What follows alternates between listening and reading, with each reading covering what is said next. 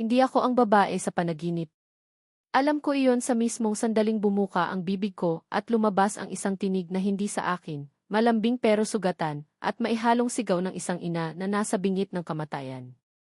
Sa dilim ng panaginip, nakahiga ako sa malamig na banig, may bigat sa aking tiyan, at bawat paghinga ay parang humahati sa tadyang ko.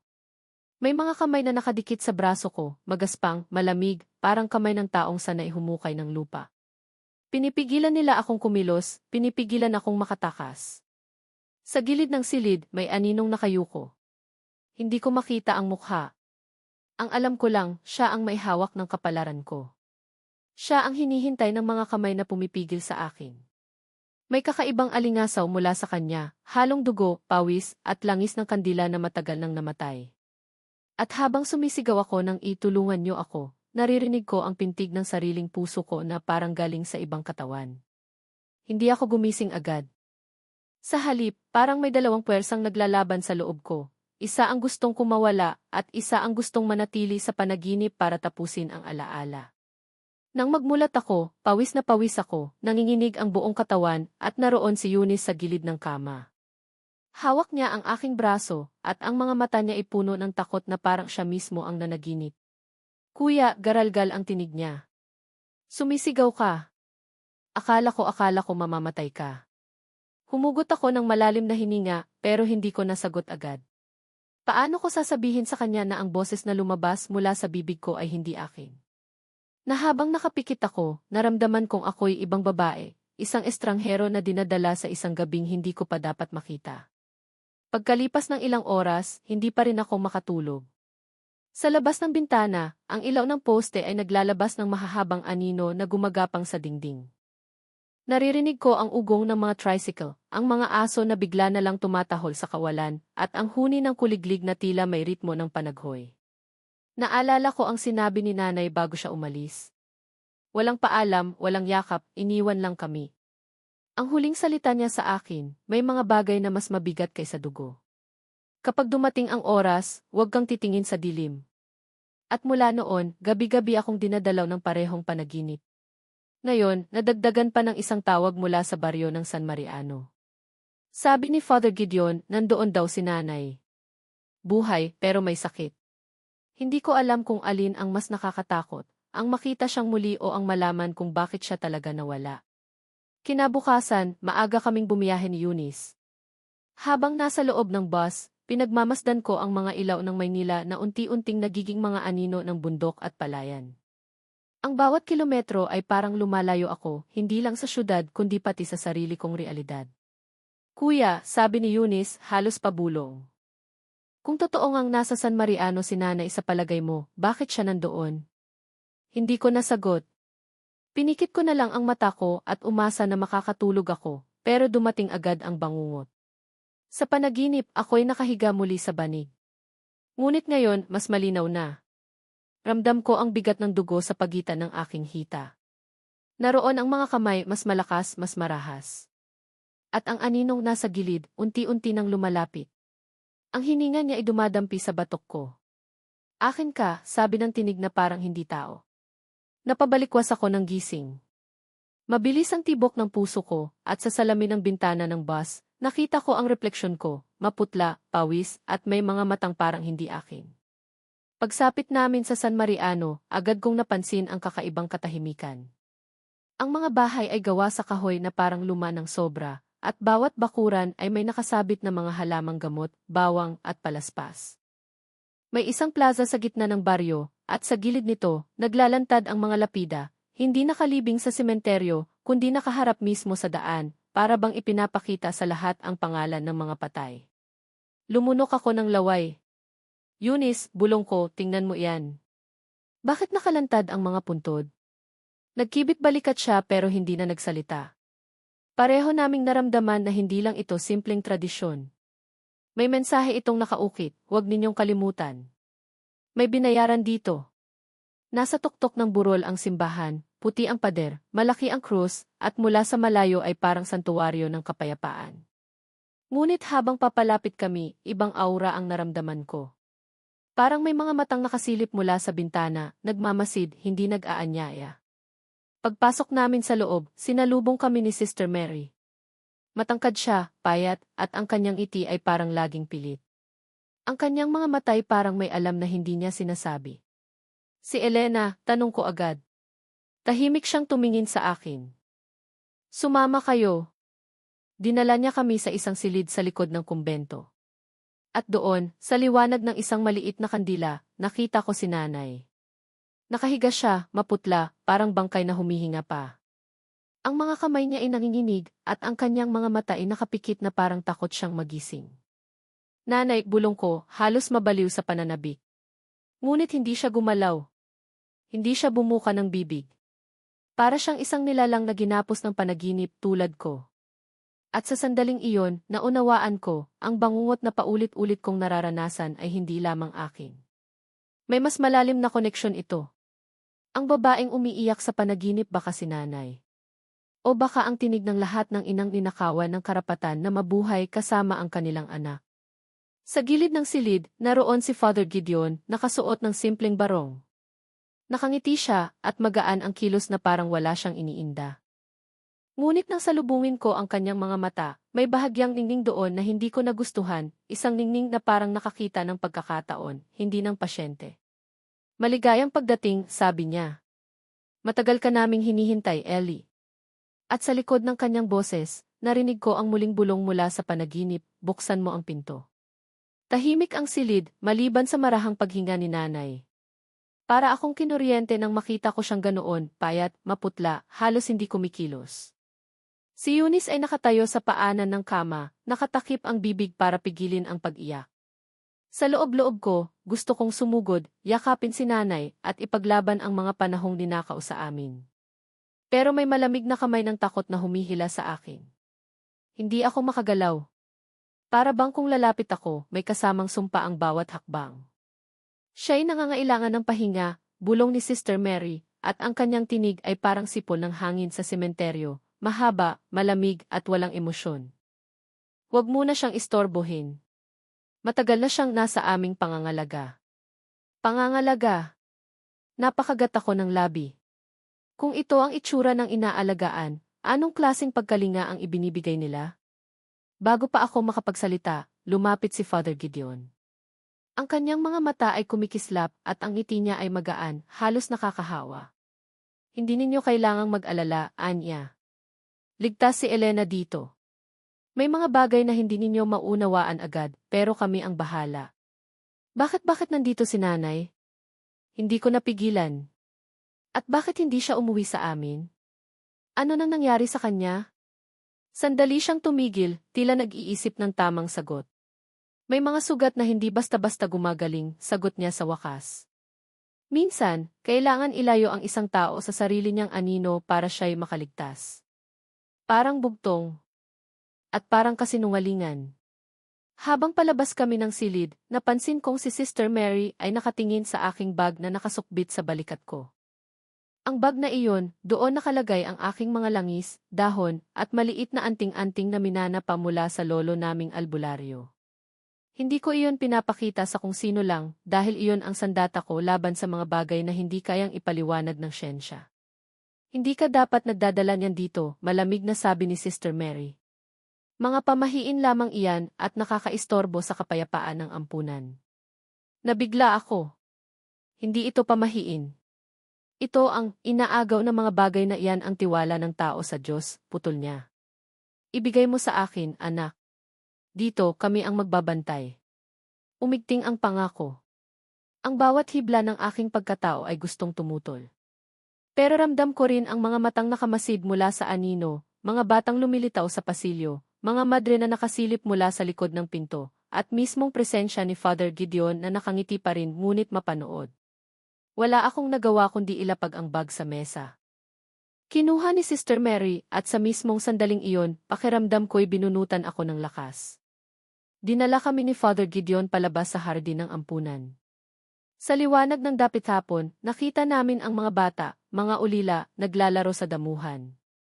Tumatawa sila, ngunit may kakaibang hungkag sa kanilang mga mata, na parang hindi sila talaga masaya. Lumapit sa akin ang isang batang babae, mga 6 na taon ang edad. Ate, bulong niya, naririnig mo rin ba sila? Napakunot ang noo ko. Sino? Yung mga umiiyak sa gabi. Tumakbo siya palayo bago ko pa man masundan ang tanong.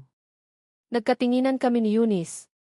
Nakita ko sa mga mata ng kapatid ko ang parehong kaba na nadarama ko. Sa hapunan, pinagsama-sama kaming lahat sa isang mahabang mesa sa loob ng kumbento. Ang mga madre nakaupo sa isang tabi, tahimik, halos hindi gumagalaw. Si Father Gideon ang nasa gitna, nagkukwento ng mga biro at kwento ng kabutihan. Ang mga bata, kahit pilit na tumatawa, ay halos hindi sumasabay. Habang kumakain ako ng sopas, may naramdaman akong malamig na ihip ng hangin sa batok ko. Nilingon ko, ngunit walang nakatayo roon. Ang bintana ay nakasara. Ellie, wika ni Gideon, nakatitig sa akin. Ikaw ba'y naniniwala sa kabutihan ng may kapal? Kinagat ko ang loob ng pisngi ko.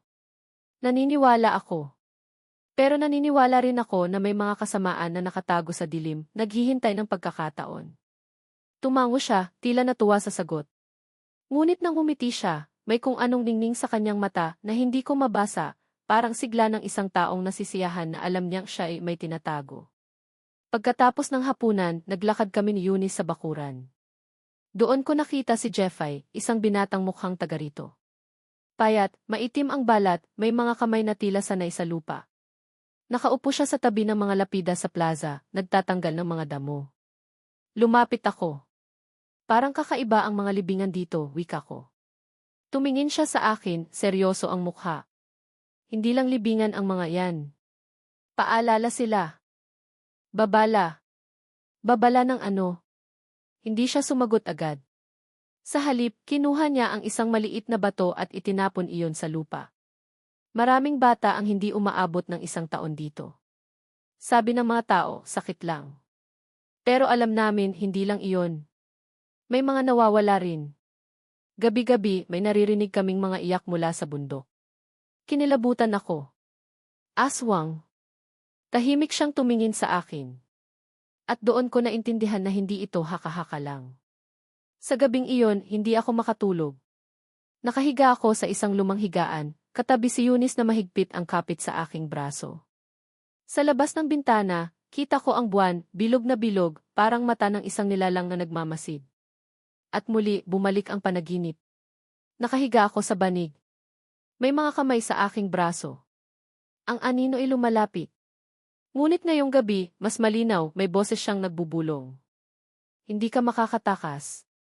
Dito ka nababagay. Sa gilid ng panaginip, nakita ko ang mukha ni nanay, siya ang babaeng umiiyak. Siya ang hinahatak ng mga kamay. Siya ang ginagahasa ng anino. At sa kanyang bibig, lumabas ang parehong salita na naririnig ko mula sa batang babae kanina. Naririnig mo rin ba sila? Nagising akong humihingal, may luha sa aking pisngi. At doon ko napagtanto, ang mga bangungot na ito ay hindi simpleng panaginip. Ito'y mga alaala. Mga alaala na hindi sa akin, ngunit ipinapasa sa akin. At kung totoo man, ibig sabihin. Hindi pa tapos ang bangungot ng nanay. At kami ngayon ang susunod na nasa bingit. Maliwanag ang buwan ng gabing iyon, ngunit hindi ito nagbibigay liwanag. Parang mata ng isang nilalang na walang kinikilingan, malamig at mapanood. Ako'y naglalakad sa pasilyo ng kumbento, walang ingay maliban sa yabag ng aking paa. Sa bawat hakbang, naririnig ko ang sariling paghinga na tila palaging hinahabol ng anino. Naiwan si Eunice sa kwarto, mahigpit ang kapit sa kumot. Gusto kong bumalik sa kanya, pero may puwersang umaakay sa akin palabas, parang tinig na tinatawag mula sa dilim.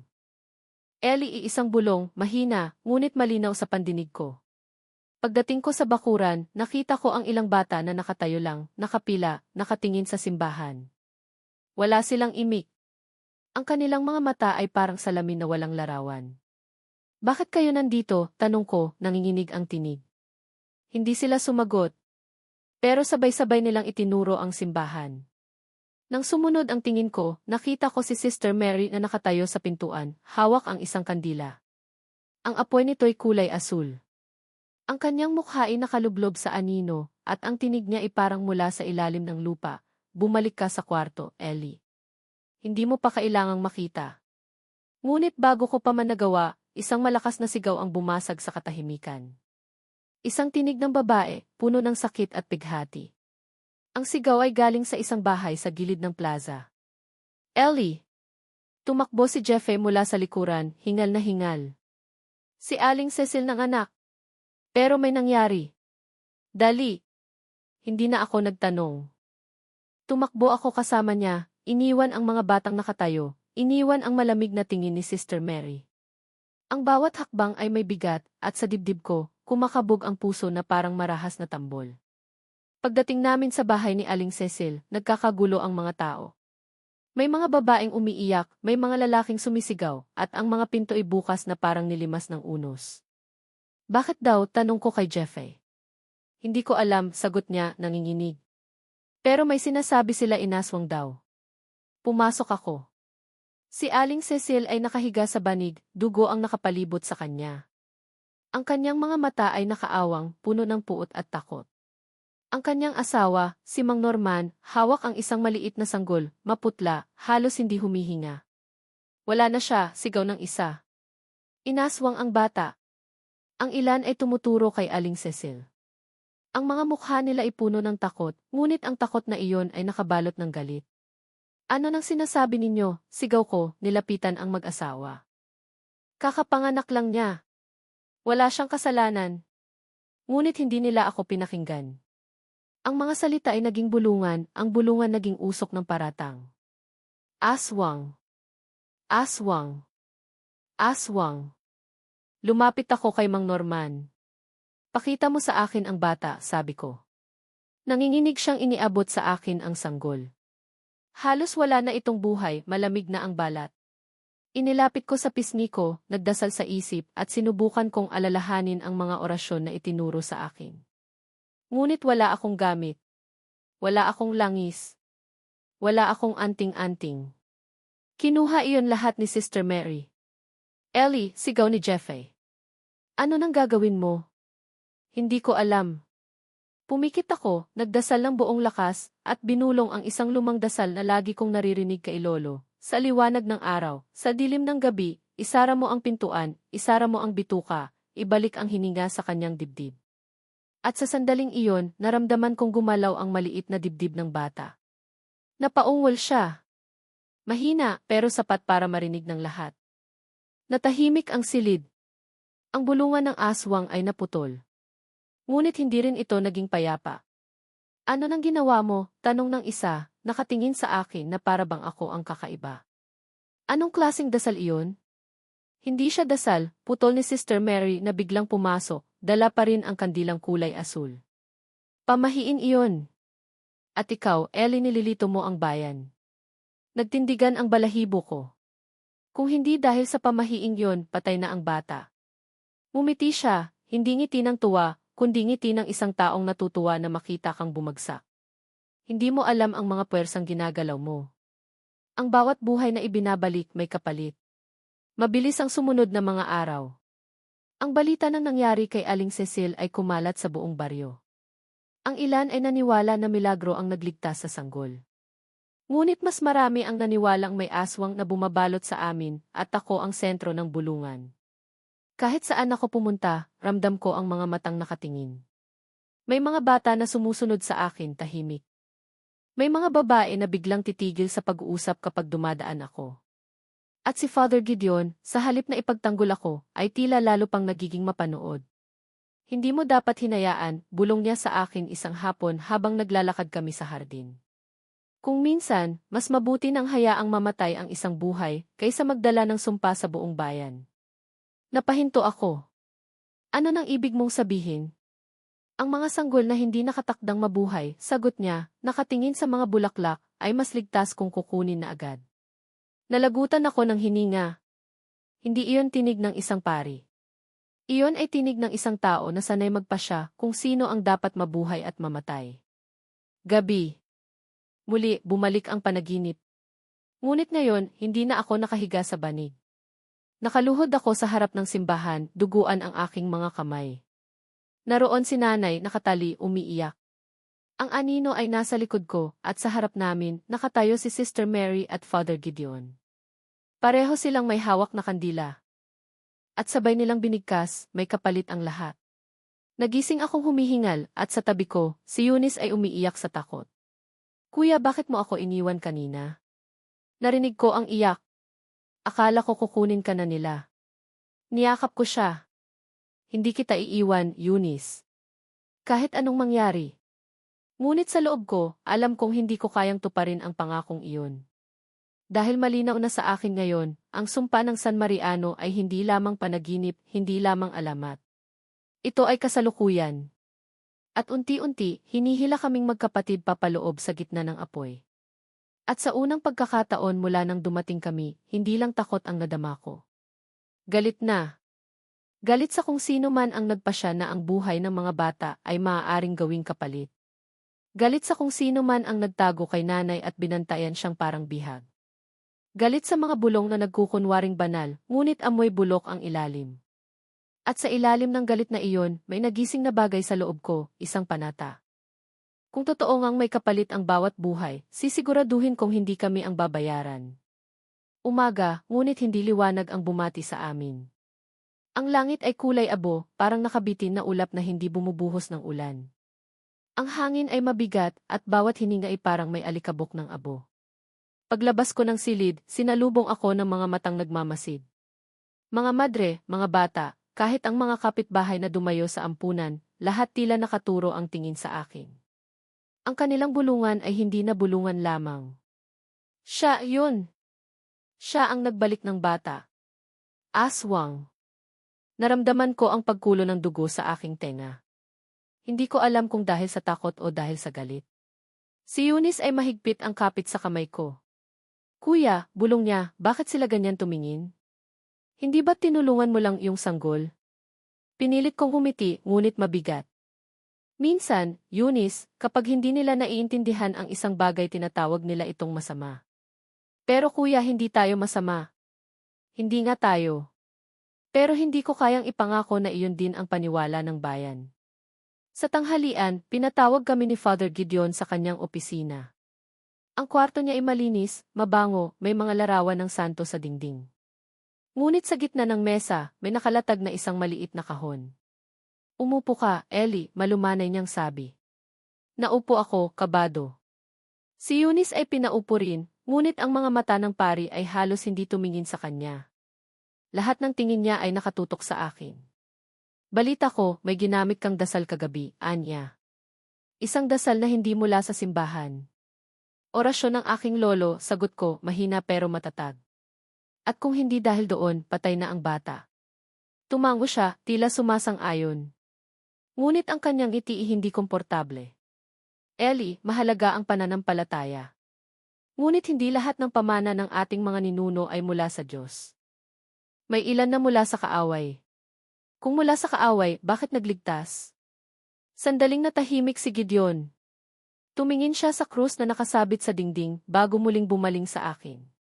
Minsan, ginagamit ng kadiliman ang liwanag upang mas makapanghimasok. Pinakiramdaman ko ang bawat salita. Ang tinig niya ay parang sermon, ngunit sa ilalim nito, may lambak ng pananakot. Gusto kong ibigay mo sa akin ang mga salita ng orasyon na iyon, dagdag niya. Nag-init ang dugo ko. Hindi.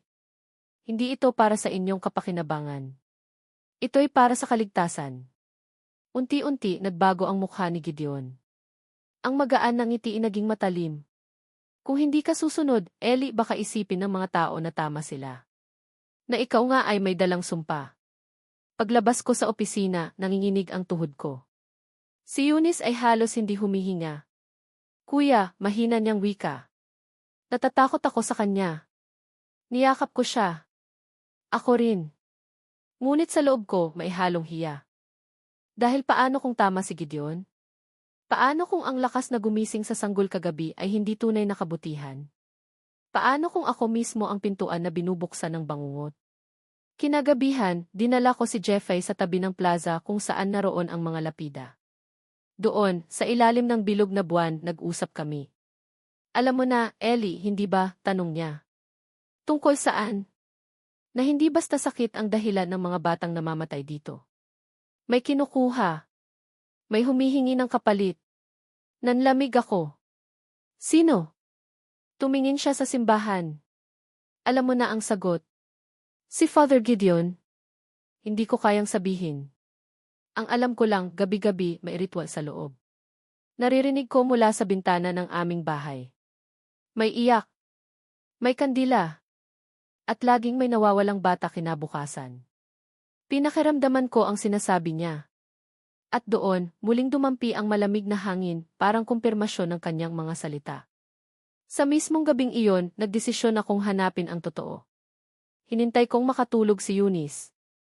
Pagkatapos, palihim akong bumaba mula sa aming silid. Ang pasilyo'y tahimik, ngunit ang sahig na kahoy ay maingay sa bawat yapak. Dinala ko ang sarili ko hanggang sa pinto ng silid ni Sister Mary. Dahan-dahan kong itinulak.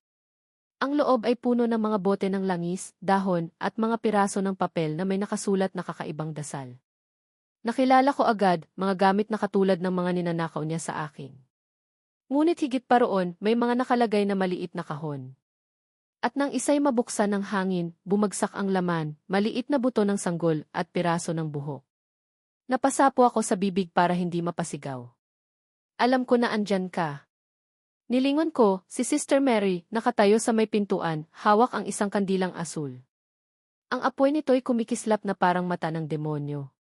Bakit mo ito ginagawa? Halos nanginginig kong tanong. Para sa bayan, sagot niya, walang emosyon. Kung hindi natin ibibigay ang hinihingi, lahat tayo'y mamamatay. Isa lang ang kapalit, Ellie.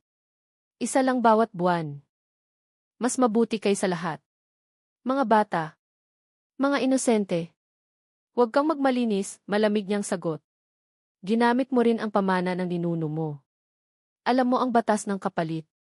Walang dasal na libre. Walang himala na walang bayad. Ang mga salita niya ay tumama sa puso ko na parang kutsilyo. Totoo nga ba?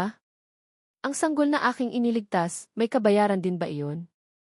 At kung may kapalit, sino? Ellie. Malumanay ang kanyang tinig ngayon parang ina.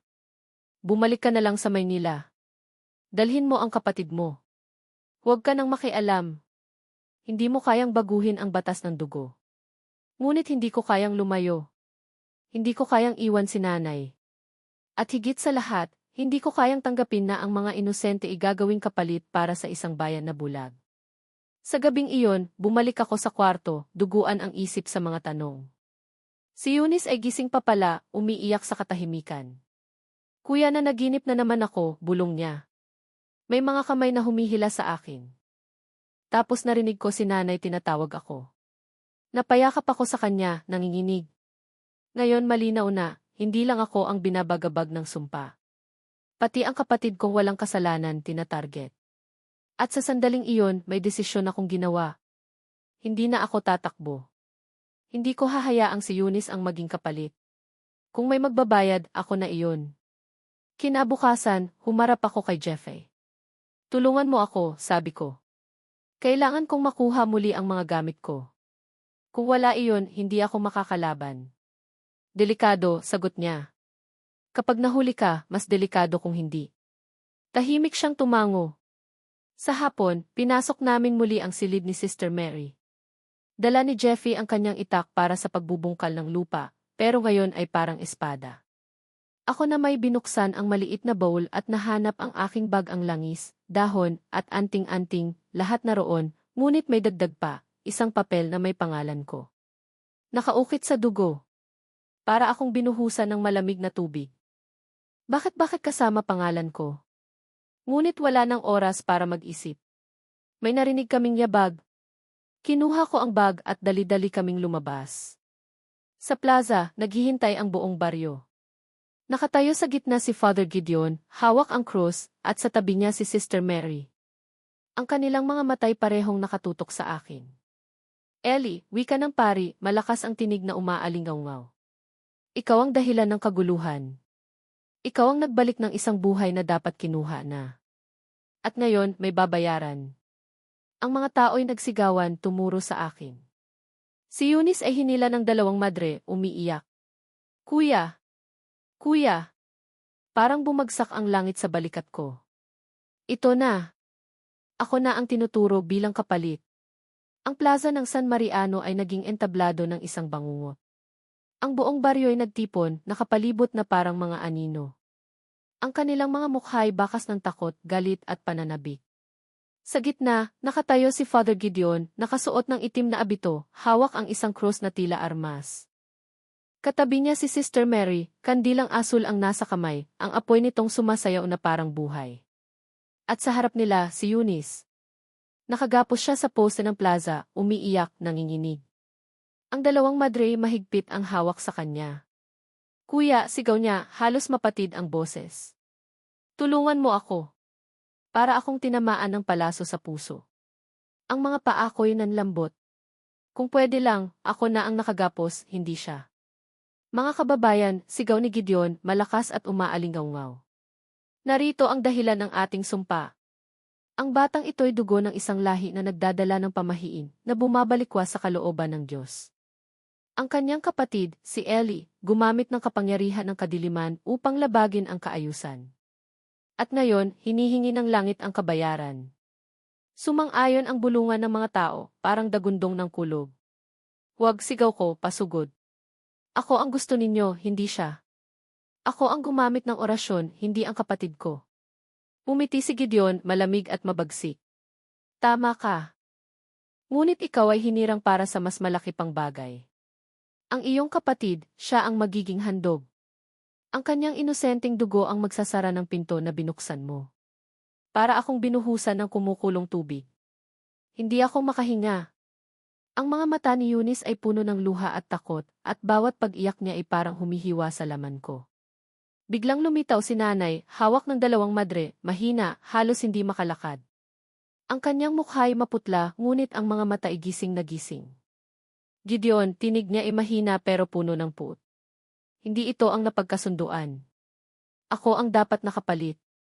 Hindi ang mga anak ko. Napalingon si Gideon, umiti na parang isang leon na nakakita ng sugatang usa. Elena, ginampanan mo na ang iyong papel. Ang iyong dugo ay nagbukas ng pinto. Ngayon, ang dugo ng iyong anak ang magsasara nito. Napatigil ako. Ano nang ibig mong sabihin? Tumulo ang luha sa pisngi ni nanay. Ellie, patawarin mo ako. Noon pa man, alam ko na ang sumpang bumabalot sa pamilya natin. Ang bawat albularyo sa ating lahi, hinihingat ng kapalit. Kaya ako umalis. Hindi ko kayang makita kayong dalawa na kunin ng sumpa. Pinili kong ako ang maging alay. Pero't nanginig ang boses niya. Niloko nila ako. Ginawa akong bihag. Ginamit nila ang pangalan ng Diyos para palakasin ang sarili nilang kasakiman. Parang gumuho ang mundo sa harap ko. Ang panaginip, ang mga kamay, ang mga sigaw, lahat pala'y alaala ng aking ina. Siya ang babae sa bangungot. Siya ang hinila, ginahasa ng anino ng ritual. At ngayon, kami namang magkapatid ang susunod. Hindi ko hahayaang mangyari ito, bulong ko, nanginginig pero matigas. Hinugot ko mula sa bag ang aking mga gamit, langis, dahon at anting-anting. Hindi ko alam kung sapat, pero ito lang ang mayroon ako. Mga kababayan, sigaw ko, humarap sa kanila. Nakikita niyo ba? Ilang bata na ba ang nawala? Ilang sanggol ang nilibing? Hindi ako ang aswang. Ang aswang ay ang mga gumagamit ng inyong pananampalataya para patayin ang mga inosente. Tingnan niyo sila. Itinuro ko si Gideon at si Mary. Ngunit hindi agad naniwala ang mga tao. Ang kanilang mga mukha ay hati, ilan ay nagdadalawang isip, ang iba ay nananatiling bulag. Pa! Mga kasinungalingan, sigaw ni Gideon. Itinaas niya ang krus, at sa hindi maipaliwanag na paraan, ang hangin ay biglang bumigat, parang may dumadagundong na kulog sa ilalim ng lupa. Ang batang ito'y susunugin at sa kanyang dugo, liligtas tayo. Itinaas ni Sister Mary ang kanyang kandilang asul, at ang apoy nito ay lumaki, halos maging apoy ng isang sulo. Ang mga tao'y umatras, takot, ngunit nanatili. Tumakbo ako palapit kay Eunice. Ngunit bago ko siya marating, isang puwersa ang tumama sa akin, parang hangin na itinulak mula sa dibdib ni Gideon. Napatilapon ako sa lupa, halos mawalan ng malay. Kuya, sigaw ni Eunice, humahagulgol. Pinilit kong tumayo. Ramdam ko ang dugo sa gilid ng labi ko.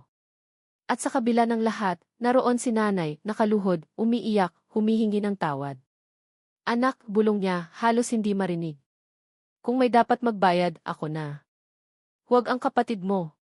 Huwag kayo. Ngunit sa sandaling iyon may nagbago.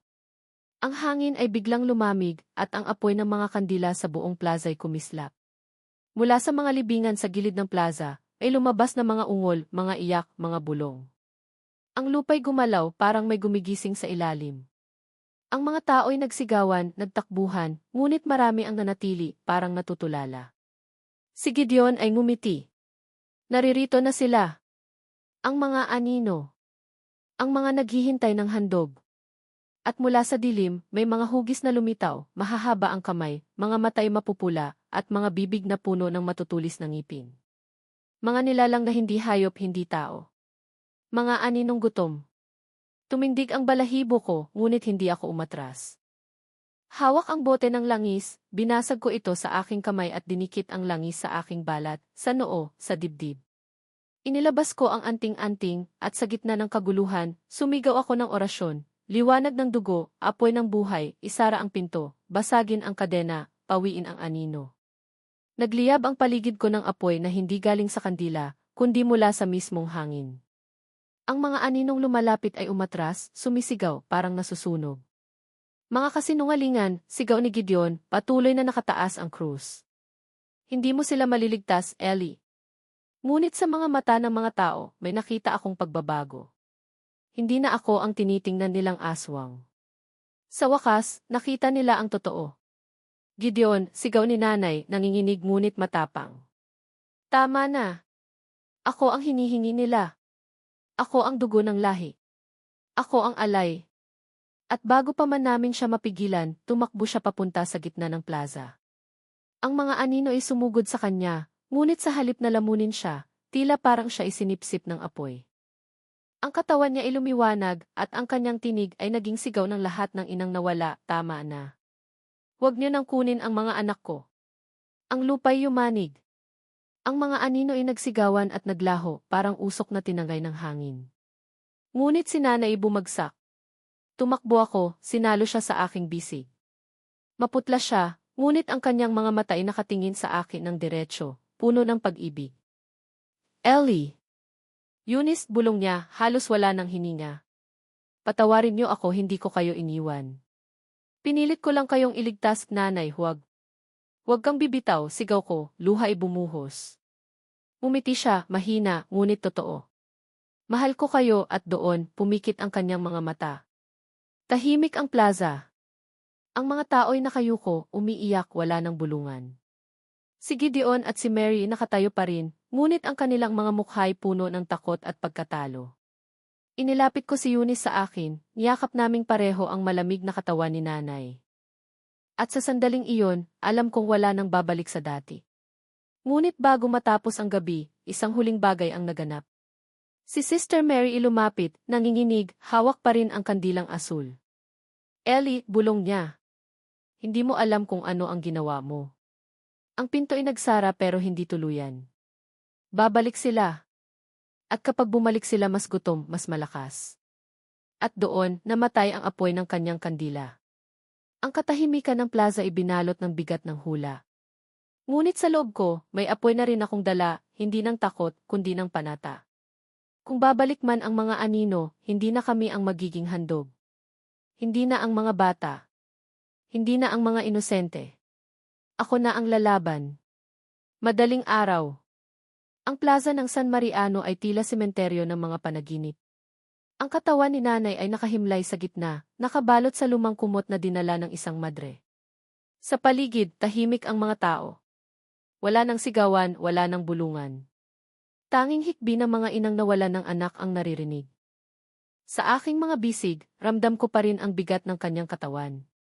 Hindi na siya humihinga, ngunit mainit pa ang alaala ng kanyang yakap. Sa tabi ko, si Eunice ay nakaluhod, umiiyak na parang batang nawalan ng lahat. Hindi niya tayo iniwan, paulit-ulit kong bulong sa kanya, habang pinipisil ang kanyang kamay. Sinakripisyo niya ang lahat para sa atin. Ngunit alam kong kahit anong salita, hindi nito mapapawi ang bigat na nakaukit sa puso naming dalawa. Sa kabilang dulo ng plaza, nakatayo pa rin si Father Gideon at si Sister Mary. Ang dati matapang na tindig ni Gideon ay ngayon ay parang guho. Ang kanyang mga mata ay wala ng ningning, parang biglang tumanda ng 20 taon. Lumapit siya, ngunit bago pa siya makapagsalita, may isang matandang babae mula sa bayan ang sumigaw. Ikaw ang dahilan ng lahat ng ito. Ikaw ang kumuha sa mga anak namin. Parang apoy na kumalat ang sigawan. Sunod-sunod na tinuro siya ng mga tao. May mga humagulgol, may sumigaw ng sumpa, at may naghagis ng bato sa kanyang paa. Huwag sigaw ko kahit nanginginig ang tinig. Wala kayong mapapala kung papatayin niyo siya. Ang totoo, hindi siya ang aswang. Ang aswang ay ang takot at bulag na pananampalataya na pinayagan ninyong mamuno sa inyo. Tahimik silang lahat. Ang mga salita ay bumigat sa hangin. Sa kauna-unahang pagkakataon, nakita ko ang mga mata ng mga tao, hindi na galit kundi pagkabigla. Parang ngayon lang nila napagtanto kung gaano sila katagal na nabuhay sa ilalim ng isang kasinungalingan. Si Gideon ay yumuko, hindi sumagot.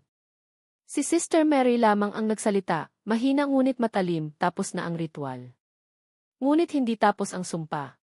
Darating muli ang gutom at hindi ninyo alam kung kailan. Kung hindi kayo handa, mas marami pa ang mawawala. At pagkatapos, tumalikod siya, iniwan ang plaza. Walang sumunod. Inilibing namin si Nanay sa paanan ng bundok, sa tabi ng mga punong kahoy na lagi niyang iniingatan noon. Ako mismo ang naghukay ng lupa gamit ang mga kamay kong sugatan, habang si Eunice ay nakaupo sa tabi, nakatitig sa kawalan. Bawat palo ng pala ay parang pagputol ng bahagi ng sarili ko. Habang ibinababa ang kanyang katawan sa lupa, nagdasal ako. Hindi dasal ng simbahan, hindi orasyon ang ninuno. Kundi isang dasal ng anak, patawad, nanay. Salamat. Hindi kita malilimutan. At sa wakas, tinakpan ng lupa ang kanyang katawan. Sa ibabaw, inilagay ko ang maliit na anting-anting, huling pamana ng aming lahi. Kinagabihan, wala ng ritual, wala ng mga anino sa plaza. Ngunit hindi ibig sabihin tapos na ang lahat.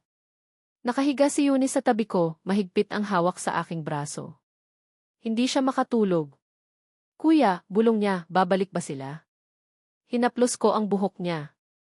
Hindi ko alam, sagot ko ng tapat. Pero kung babalik sila hindi na tayo tatakbo. Lalaban tayo. Umiling siya, luhay bumalik sa kanyang mga mata. Ayokong mawalan ulit ng pamilya. Niyakap ko siya. Hindi ka mawawalan. Hanggat ako'y nandito, hindi ka mawawala.